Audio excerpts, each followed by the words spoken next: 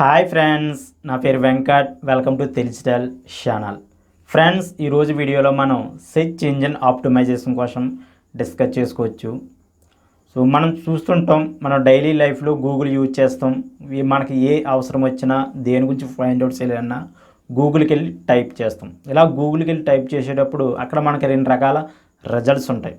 ఒకటి paid results, రెండు organic results.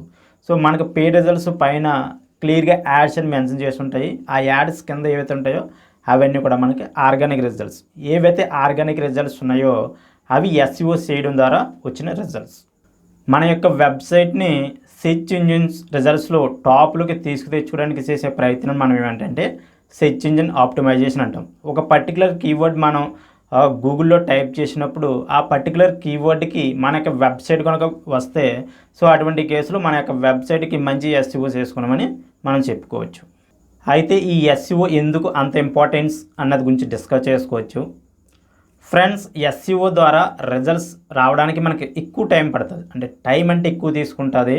So కాకపోతే వన్స్ మీకు SEO ద రిజల్ట్స్ వచ్చిన తర్వాత మీరు ఎటువంటి అమౌంట్ కూడా గూగుల్కి పే చేయని అవసరం లేదు.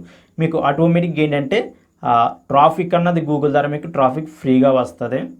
ఇదేంటంటే మీకు సెర్చ్ ఇంజిన్ ఆప్టిమైజేషన్ ద్వారా రిజల్ట్స్ అనేవి లాంగ్ టర్మ్లో వస్తాయి. షార్ట్ టర్మ్లో మీకు రిజల్ట్స్ అన్నవి రావడానికి ఛాన్సెస్ తక్కువ. సో మీకు షార్ట్ టర్మ్లో రిజల్ట్స్ రావాలి అంటే మీరు పెయిడ్ యాడ్స్కి వెళ్ళాలి.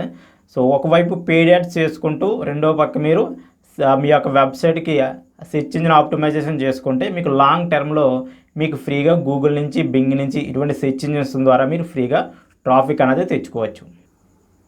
ఇందులో SEO వచ్చేటప్పటికి మేజర్గా మనకి ఆన్ పేజ్ SEO, అదేవిధంగా ఆఫ్ పేజ్ SEO ఉంటుంది. ఆన్ పేజ్ SEO ఏంటంటే మన యొక్క కంటెంట్ని సెర్చ్ ఇంజిన్కి ఫ్రెండ్లీగా ఆప్టిమైజ్ చేసుకోవడాన్ని మనం ఆన్ పేజ్ SEO అంటాం. సో ఈ ఆన్ పేజ్ SEOలో మనకి టైటిల్ ట్యాగ్ ఆప్టిమైజేషన్ చేయడం, అదేవిధంగా meta description optimisation, anchor text, image alt. So ఈ విధంగా మనకు కొన్ని టెక్నికల్ సబ్జెక్ట్స్ ఉంటాయి. సో మన యొక్క కంటెంట్ని సెర్చ్ ఇంజిన్స్కి ఫ్రెండ్లీగా తయారు చేయడానికి మనం ఏమిటంటే ఆన్ పేజ్ SEO అంటాం. అదే ఆఫ్ పేజ్ SEO వచ్చేటప్పటికి మన యొక్క వెబ్సైట్కి బ్యాక్ లింక్స్ బిల్డ్ చేసుకోవడం. ఈ ఆఫ్ పేజ్ SEOలో ఇంపార్టెంట్ టాపిక్ ఏంటంటే బ్యాక్ లింక్స్ క్రియేట్ చేయడం. సో మన యొక్క కంటెంట్ ఉంది కదా, కంటెంట్ కాకుండా అపార్ట్ ఫ్రమ్ కంటెంట్తో మన యొక్క వెబ్సైట్ ఆప్టిమైజ్ చేసుకోవడాన్ని మనం ఏమంటే ఆఫ్ పేజ్ SEO అంటాము. సో ఈ ఆఫ్ పేజ్ SEOలో మనకి ఇంపార్టెంట్ టాపిక్ ఏంటంటే బ్యాక్ లింక్స్ క్రియేట్ చేయడం. అదేవిధంగా మీరు సోషల్ మీడియా ద్వారా కూడా ట్రాఫిక్ సెండ్ చేయడం. సో ఇవన్నీ కూడా మనకి ఆఫ్ పేజ్ SEOలోకి వెళ్తాయి. ఇది ఫ్రెండ్స్ సెర్చ్ ఇంజిన్ ఆప్టిమైజేషన్ గురించి బేసిక్ ఇన్ఫర్మేషను.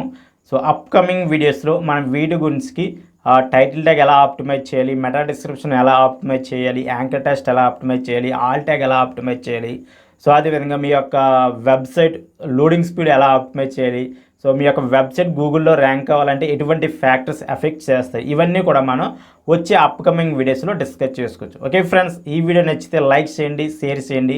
ఏమైనా డౌట్స్ ఉంటే కింద కామెంట్స్ చేయండి. మీరేమైనా డిఫికల్టీస్ ఫేస్ చేస్తే నన్ను కాంటాక్ట్ అవ్వండి.